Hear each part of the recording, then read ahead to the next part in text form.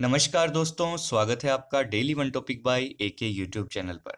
RPSC first grade राजनीति विज्ञान विषय के लिए मैं ये वीडियो नोट्स लेकर आ रहा हूँ आपके लिए, जिसमें आज हम कुछ महत्वपूर्ण वन लाइनर की बात करेंगे और प्लस में हमारे एक दो टॉपिक का हम रिवीजन भी करेंगे।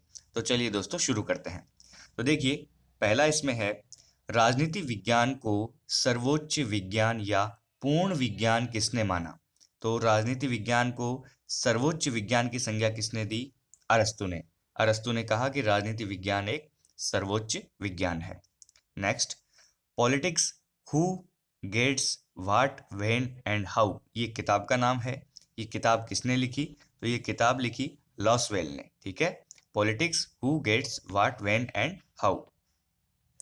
नेक्स्ट देखिए, राजनीतिक शास्त्र या राजनीति विज्ञान पर कौटिल्य की पुस्तक कौन सी है? तो अर्थशास्त्र। अर्थशास्त्र के नाम से हमें इकोनॉमिक्स पर ध्यान जाता है, लेकिन अर्थशास्त्र एक राजनीतिक शास्त्र या राजनीति विज्ञान पर लिखी हुई किताब है, जिसमें शासन को संचालित करने के नियम दिखाए गए हैं। ठीक है, नेक्स्ट देखिए, राजनीति विज्ञान का जनक किसे माना जाता है? तो राजनीति विज्ञान का जनक माना जाता है अरस्तु को। किसे? अरस्तु को। हम चाहे राजनीति की चिंता न करें, राजनीति हमारी चिंता अवश्य करती है, ये कथन किसका है? जीडीएच कोल का। जीडीएच कोल कहते हैं कि हम चाहे राजनीति की चिंता करें या ना करें, लेकिन राजनीति हमारी चिंता जरूर करती है, अवश्य करती है। जीडीएच कोल। पुस्तक है रिपब्लिक, किसने लिखी है? प्लेटो ने, ध्यान में रखिएगा। और पॉलिटिक्स पुस्तक किसकी है? अरस्तु की। रिपब्लिक और पॉलिटिक्स पुस्तक किसकी है? प्लेटो और अरस्तु की। दोनों किताबों में कंफ्यूज मत होइएगा, ध्यान रखिएगा। ठीक है, नेक्स्ट देखिए, राजनीति विज्ञान का आरंभ व अंत राज्य के साथ ही होता है। राजनीति विज्ञान का आरंभ और राजनीति विज्ञान का अंत राज्य के साथ ही होता है, ये कथन किसका है? गार्नर का। ठीक है, मोस्ट इंपोर्टेंट क्वेश्चन ही आपके लिए मैं लेकर आ रहा हूं, वही फैक्ट आपके सामने रखूंगा जो कि परीक्षा की दृष्टि से महत्वपूर्ण होंगे, क्योंकि हम छोटे छोटे वीडियो नोट्स बनाते हैं। अब इसमें मैं कुछ ज़्यादा इतना समाहित नहीं करूंगा, क्योंकि आप जो पढ़ रहे हैं उसमें रिवीजन हो जाए, प्लस में आपको कुछ नया मोस्ट इंपोर्टेंट दिख जाए। यही मेरा छोटा सा एक काम है, जो कि आप ये काम भी सफल तभी बनेगा जब आप वीडियो को ज़्यादा से ज़्यादा शेयर करेंगे। तो आई होप आप शेयर कर रहे होंगे। नेक्स्ट देखिए, आधुनिक राजनीति विज्ञान मूल्य मुक्त अध्ययन पर जोर देता है, यथार्थवादी व तथ्यपरक अध्ययनों पर जोर देता है, अध्ययन शैली अधिक वैज्ञानिक है इसकी। तो ये सभी, ये जो जितनी विशेषताएं हैं ये इसकी आधुनिक राजनीति विज्ञान की, ये मूल्य मुक्त अध्ययन पर जोर देगा, यथार्थवादी और तथ्यपरक अध्ययनों पर जोर देगा, और अध्ययन शैली इसकी वैज्ञानिक है। नेक्स्ट देखिए, व्यवस्था और अव्यवस्था की संकल्पना किसने दी? तो एरिक वोगेलिन ने दी व्यवस्था और अव्यवस्था की संकल्पना। देखिए, इसमें आप सीधा सा ये समझ सकते हैं कि जब हम कोई कार्य करने लगते हैं, यदि वह कार्य सफल होता है तो हम स्वयं को व्यवस्थित और सभी व्यवस्थाओं को व्यवस्थित मान लेते हैं। छोटा सा ये सरल सा एग्जाम्पल है, इसी के ऊपर टिका हुआ है ये जो संकल्पना है। और यदि वह हमारा कार्य असफल होता है तो फिर हम अव्यवस्थित हो जाते हैं और पूरी व्यवस्था को ही अव्यवस्थित मान लेते हैं। तो व्यवस्था और अव्यवस्था की जो संकल्पना है ये एरिक वोगेलिन ने दी, ध्यान में रखिएगा। New science of politics order and history, ये किताब किसकी है? एरिक वोगेलिन की, जिसकी हमने अभी बात की थी, व्यवस्था और अव्यवस्था की संकल्पना दी थी। तो इनकी किताब है new science of politics order and history, ध्यान में रखिएगा। व्यवहारवाद के आलोचकों में मुख्य नाम किनके हैं? माइकल ऑक्सफोर्ड, हन्ना अरेंट, लियो स्ट्रॉस और एरिक वोगेलिन, ये व्यवहारवाद के आलोचक हैं। व्यवहारवाद और उत्तर व्यवहारवाद की चर्चा हम आने वाले वीडियो नोट्स में करेंगे, अच्छे से रिवाइज करवाएंगे आपको, बिल्कुल वीडियो नोट के साथ बने रहिए। नेक्स्ट देखिए, जहां शक्ति एक जगह केंद्रित होने लगती है वहां उनका दुरुपयोग शुरू हो जाता है। बर्ट्रैंड डी जोविनेल ने ये कथन दिया कि जहां शक्ति एक जगह इकट्ठी होती जाएगी वहीं उनका दुरुपयोग शुरू होता चला जाएगा। यदि सारी शक्तियां एक जगह पहुंच गई तो समझ लीजिए वो कोई ना कोई दुरुपयोग तो शुरू कर ही देंगे। ये आप कहीं भी इसको अप्लाई कर सकते हैं इस नियम को, चाहे वो परिवार में हो, चाहे वो राजनीति में हो, चाहे वो किसी देश के लिए हो या फिर समाज के लिए हो या फिर व्यक्ति विशेष के लिए हो। ठीक है, तो ये बिल्कुल सटीक बैठता है कि जहां शक्ति एक जगह केंद्रित होने लगती है वहां उनका दुरुपयोग शुरू हो जाता है। बर्ट्रैंड डी जोविनेल ने ये कथन दिया, ध्यान में रखिएगा। नव संविधानवाद की संकल्पना किसने दी? तो ये भी जोविनेल ने ही दी थी। नेक्स्ट देखिए, जोविनेल की कुछ महत्वपूर्ण पुस्तकें हम आपको बता रहे हैं। नेट के एग्जाम में या फर्स्ट ग्रेड के एग्जाम में, मिलान प्रश्नों में या कैसे भी आ जाएं, तो आपको ध्यान रहे, सुनने और देखने से यदि फर्क पड़े तो हम ये प्रयास आपके लिए करते रहेंगे। तो देखिए, पुस्तकें हैं जोविनेल की, on power, the pure theory of politics और सोवरिटी। ये जोविनेल की पुस्तकें हैं, ध्यान में रखिएगा। ऑन पावर से आप ये अंदाजा लगा लीजिएगा कि उन्होंने शक्ति की बात की थी, क्या कि शक्ति यदि एक जगह केंद्रित हो गई तो उसका दुरुपयोग शुरू हो जाता है। The pure theory of politics और सोवरिटी ये किताबें किसकी हैं? बर्ट्रैंड डी जोविनेल ने लिखी। इनकी रचना बर्ट्रैंड डी जोविनेल ने की। तो ये तो थे आज कुछ महत्वपूर्ण प्रश्न। अब हम बात करते हैं अपने टॉपिक के रिवीजन की। ठीक है, तो देखिए, राजनीति विज्ञान की परिभाषाएं हमने कल देखी थी, परंपरागत हम देख चुके थे कल वाले वीडियो नोट में। यदि आपने नहीं देखा है तो प्लीज उसे देख लीजिए। नेक्स्ट देखिए, आधुनिक दृष्टिकोण की आज हम बात करेंगे राजनीति विज्ञान की परिभाषाओं में। तो जैसा कि हमने देखा, परंपरागत दृष्टिकोण में राजनीति विज्ञान को राज्य व सरकार का अध्ययन बताया था। ठीक है, जबकि इसमें राजनीतिक शक्तियों पर कोई किसी प्रकार का ध्यान नहीं दिया गया था। तो राजनीतिक शक्तियों पर ध्यान नहीं दिया गया, लेकिन राजनीतिक शक्तियां, हमें अच्छे से पता है कि सरकार की प्रक्रिया पर प्रभाव डालती हैं। बिल्कुल इस बात से नकारा नहीं जा सकता कि राजनीतिक शक्तियां सरकार की प्रक्रिया पर प्रभाव डालती हैं। और कल जो हमने बात की वो राज्य व सरकार का अध्ययन बताया, क्योंकि हम परंपरागत दृष्टिकोण की बात कर रहे थे। आज हम आधुनिक दृष्टिकोण के हिसाब से राजनीति विज्ञान की परिभाषाओं से राजनीति विज्ञान को समझने की कोशिश करेंगे। तो देखिए, घटना हुई द्वितीय विश्व युद्ध 1939 से 1945 तक। इसके बाद में क्या हुआ कि यूएसए या संयुक्त राज्य अमेरिका व और पश्चिमी जगत राजनीति विज्ञान की धारणा में परिवर्तन आया। यहाँ पे देखिए, यूएसए और पश्चिमी जगत में राजनीति विज्ञान की जो धारणाएं चल रही थी उनमें कुछ परिवर्तन आया। इस परिवर्तन का यदि हम प्रेरणा के स्रोत की बात करें तो शिकागो विश्वविद्यालय था। शिकागो विश्वविद्यालय में प्रोफेसर चार्ल्स मेरियम थे। ठीक है, तो यहाँ पे देखिए कि प्रेरणा का स्रोत शिकागो विश्वविद्यालय था और दूसरा प्रेरणा का स्रोत यहाँ पे मनोविज्ञान हुआ। अब यहाँ पे कुछ प्रोफेसर और थे सहायक, जैसे professor Rensis Likert, Kurt Lewin, professor Lazarsfeld. इन सभी के प्रयासों से, ठीक है, ये तो मुखिया थे, इन सभी के प्रयासों से शोध तकनीकों का प्रयोग हुआ। शोध तकनीकों में मनोविज्ञान का प्रयोग हुआ। ठीक है, तो मतलब एक तरीके से राजनीति विज्ञान को विज्ञान की श्रेणी में लाने की यहाँ पे कोशिशें शुरू हो गई। तो ये द्वितीय विश्व युद्ध के बाद में यूएसए और पश्चिमी जगत में राजनीतिक विज्ञान की धारणा में परिवर्तन लाया गया। परिवर्तन लाने में इन विद्वानों ने योगदान दिया। प्रेरणा का स्रोत दो था, एक तो शिकागो विश्वविद्यालय और एक मनोविज्ञान। मतलब शोध की तकनीकों का प्रयोग होने लगा राजनीति विज्ञान के अंतर्गत। समझ गए? अब ऐसा मान लिया जाता है कि राजनीति विज्ञान ने आधुनिक युग में प्रवेश अमेरिकन पॉलिटिकल साइंस एसोसिएशन की स्थापना के साथ ही कर लिया, जिसकी स्थापना 1903 में हुई। अमेरिकन पॉलिटिकल साइंस एसोसिएशन की स्थापना के साथ राजनीति विज्ञान ने अपने आधुनिक युग में प्रवेश कर लिया।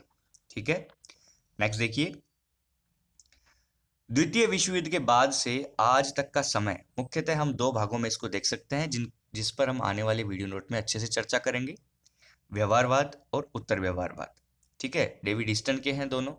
इनको हम अच्छे से पढ़ेंगे क्योंकि प्रश्न इसमें से बनते हैं हमेशा, चाहे वो नेट का एग्जाम हो चाहे आपके फर्स्ट ग्रेड का एग्जाम हो। ठीक है, चलिए नेक्स्ट देखिए। अब राजनीति शास्त्र की हम नवीन परिभाषाओं की बात करें तो यहाँ पर हम इन्हें चार भागों में अध्ययन कर सकते हैं। जैसे राजनीतिक शास्त्र मानवीय क्रियाओं का अध्ययन है, राजनीतिक शास्त्र शक्ति का अध्ययन है, राजनीतिक शास्त्र राज्य व्यवस्था का अध्ययन है और राजनीतिक शास्त्र निर्णय प्रक्रिया का क्या है? अध्ययन है। तो राजनीतिक शास्त्र मानवीय क्रियाओं का अध्ययन है। सबसे पहले हम इसे देख लेंगे, इसमें कुछ परिभाषाएं हैं। सबसे पहले परिभाषा कैटलिन की बात करेंगे कि राजनीतिक विज्ञान संगठित मानव समाज से संबंधित है। किंतु वह मुख्य रूप से सामुदायिक जीवन के राजनीतिक पहलुओं का अध्ययन करता है। ठीक है, यहाँ पे राजनीति विज्ञान को संगठित मानव समाज से संबंधित बताया, मानवीय क्रियाओं का अध्ययन है ये। तो संगठित मानव समाज से संबंधित किसने बताया? कैटलिन ने। लेकिन उन्होंने ये भी कहा कि मुख्य रूप से सामुदायिक जीवन के राजनीतिक पहलुओं का अध्ययन करता है। सामुदायिक जीवन के भी राजनीतिक पहलुओं का अध्ययन करता है राजनीति विज्ञान, कैटलिन का। तो ये चीज ध्यान में रखिएगा, संगठित मानव समाज से संबंधित बताया कैटलिन ने मानवीय क्रियाओं का अध्ययन के अंतर्गत। ठीक है, नेक्स्ट देखिए बर्ट्रैंड डी जुविनेल का, हमारा विषय उन राजनीतिक संबंधों का अध्ययन करता है जो मिलजुल कर रहने वाले व्यक्तियों के बीच स्वयं उत्पन्न हो जाते हैं। ये बर्ट्रैंड डी जुविनेल का कथन है। नेक्स्ट देखिए राजनीतिक शास्त्र शक्ति का अध्ययन है। इसके समर्थक कौन है? इसमें किस किस की महत्वपूर्ण परिभाषाएं वो देख लेते हैं। तो शक्ति को राजनीतिक शास्त्र की केंद्रीय संकल्पना माना इस मत के अंतर्गत, इस अध्ययन शाखा के अंतर्गत। राजनीति को शक्ति का विज्ञान माना कैटलिन ने, ये हमने कल भी देखा था। तो अब इसमें समर्थक हैं Catlin, Lasswell, Merriam, Max Weber, Bertrand Russell, Morgenthau. ये शक्ति राजनीति शास्त्र के शक्ति से संबंधित अध्ययन के समर्थक हैं। कैटलिन हुए, लॉसवेल हुए, मेरियम, मैक्स वेबर, बर्ट्रैंड रसेल और मॉर्गेनथौ। ठीक है, नेक्स्ट देखिए राजनीतिक शक्ति व सत्ता के संबंधों से समझी जा सकती है। यदि हमें राजनीति को समझना है तो शक्ति और सत्ता के जो संबंध है आपस में, उनसे हम उसे अच्छे से समझ सकते हैं। ये गिल्ड व पामर का कथन है। गिल्ड व पामर कहते हैं यदि हमें किसी देश की, किसी राज्य की राजनीति को समझना है तो शक्ति व सत्ता के संबंधों से हम उन्हें अच्छे से समझ सकते हैं कि वो किस दिशा में बढ़ रही है, किस दिशा में आगे चल रही है। ठीक है, नेक्स्ट देखिए तीसरा है राजनीति विज्ञान राजनीतिक व्यवस्था का अध्ययन है।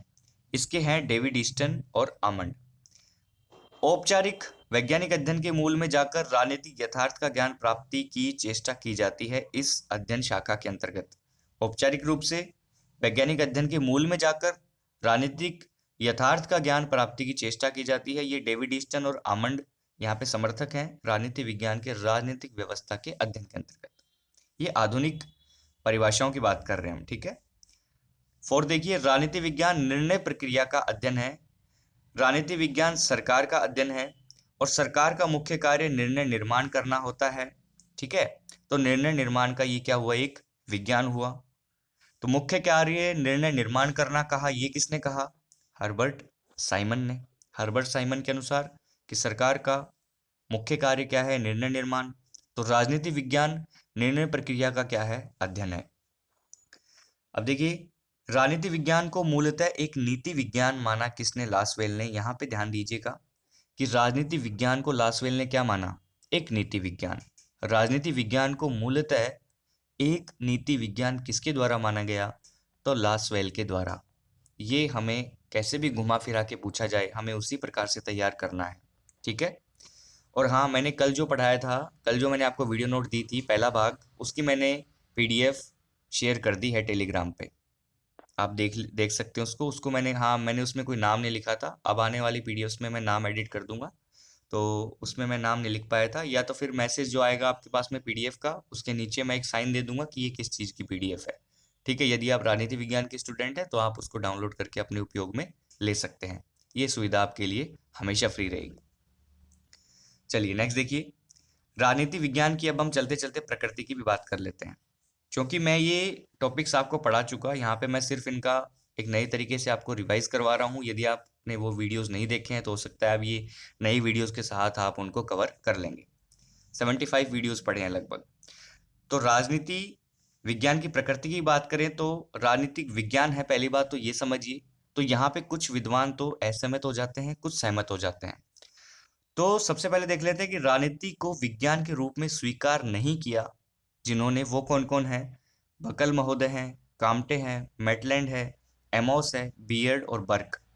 तो Buckle, Comte, Maitland, Amos, Beard, Burke, इनका यदि कहीं नाम दिखता है आपको तो ये राजनीति को विज्ञान के रूप में कतई स्वीकार नहीं करते। वहीं हमने पढ़ा अभी कि अरस्तु ने राजनीति विज्ञान को सर्वोच्च विज्ञान की संज्ञा दे दी। अरस्तु ने तो राजनीति विज्ञान को सर्वोच्च विज्ञान की संज्ञा दे दी। और Buckle, Comte, Maitland, Amos, Beard और बर्ग कहते हैं तो ये तो राजनीति क्या है, विज्ञान हो ही नहीं सकती, है ही नहीं। अब राजनीति को विज्ञान मानने वाले भी समर्थक हैं कुछ, बोंदा, हाब्स, ब्राइस, लास्की, ब्लंट्सली, फाइनर, ये कुछ विद्वान हैं जो कहते हैं कि राजनीति विज्ञान विज्ञान है, या फिर राजनीति विज्ञान को ये विज्ञान के रूप में स्वीकार करते हैं, मान लेते हैं। ठीक है, नेक्स्ट देखिए, ये परिभाषा अपने पहले वाली वीडियो नोट में भी आई थी, कोई दिक्कत नहीं है, रिवाइज हो रहा है। जब मैं राजनीति विज्ञान के शीर्षक के अंतर्गत परीक्षा प्रश्नों को देखता हूं तो मुझे प्रश्नों पर नहीं अपितु शीर्षक पर खेद होता है। मैटलैंड का कथन है, जिस प्रकार हम सौंदर्य शास्त्र को विज्ञान की संज्ञा नहीं दे सकते, उसी प्रकार हम राजनीति शास्त्र को भी विज्ञान की संज्ञा विज्ञान नहीं कहा जा सकता या विज्ञान की संज्ञा नहीं दे सकते। ये बर्ग का कथन है, क्योंकि इन्होंने तो विज्ञान माना ही नहीं। अब राजनीति विज्ञान के विज्ञान होने के विरुद्ध में तर्क कौन कौन से हैं, तो देखिए, विज्ञान की तरह प्रयोग व पर्यवेक्षण राजनीति में संभव नहीं है। सर्वमान्य सिद्धांतों का यहाँ पे अभाव है। शुद्ध नाप तोल नहीं हो सकती जैसा कि साइंस में होता है। निश्चित व सटीक भविष्यवाणी का अभाव रहता है राजनीति में, और विज्ञान में तो ये सब चीजें लागू होती हैं। और राजनीति विज्ञान को विज्ञान है तो इस पक्ष में तर्क जो है, क्रमबद्ध व व्यवस्थित ज्ञान भी किया जाता है, सर्वमान्य सिद्धांत होते हैं, प्रयोग यहाँ पे संभव है, भविष्यवाणी की जा सकती है। तो जो राजनीति विज्ञान को विज्ञान मानते हैं वो इनको फॉलो करते हैं, जो राजनीति विज्ञान को विज्ञान नहीं मानते वो ऊपर बताए हुए 4-5 टॉपिक्स को फॉलो करते हैं। तो हमने आपको ये आधुनिक राजनीति विज्ञान की परिभाषाओं के बारे में बात की, समझाने की कोशिश की, प्लस में आपको राजनीति विज्ञान की प्रकृति की बात की कि विज्ञान है या नहीं, कौन कौन विज्ञान होने के समर्थक हैं, कौन विज्ञान होने के समर्थक नहीं है। तो इस छोटे से वीडियो नोट में बहुत सारी हमने महत्वपूर्ण चीज़ें समाहित की हैं। ऐसे ही हम करते रहेंगे। बस आपको करना क्या है दोस्तों, चैनल को हर एक प्लेटफॉर्म पे हर एक जगह शेयर कीजिए ताकि अपने परिवार की संख्या बढ़ सके और ज़्यादा से ज़्यादा लोगों के पास में ये चीज़ें पहुंच सके। और वीडियो को लाइक करना मत भूला करें, क्योंकि आपका एक लाइक हमें मोटिवेशन देता है। उसी मोटिवेशन से हमें अच्छे से अच्छा नए प्रकार से कार्य करने की एक इच्छा जागृत होती है, एक ताकत मिलती है। वही ताकत आपके लिए झोंक देंगे परीक्षा तक। जैसे सेकंड ग्रेड में आपका साथ दिया था, वैसे ही फर्स्ट ग्रेड और आने वाली हर प्रकार की परीक्षाओं में हमसे जो बन पड़ेगा हम जरूर करेंगे। तो वीडियो नोट देखने के लिए आपका बहुत बहुत धन्यवाद।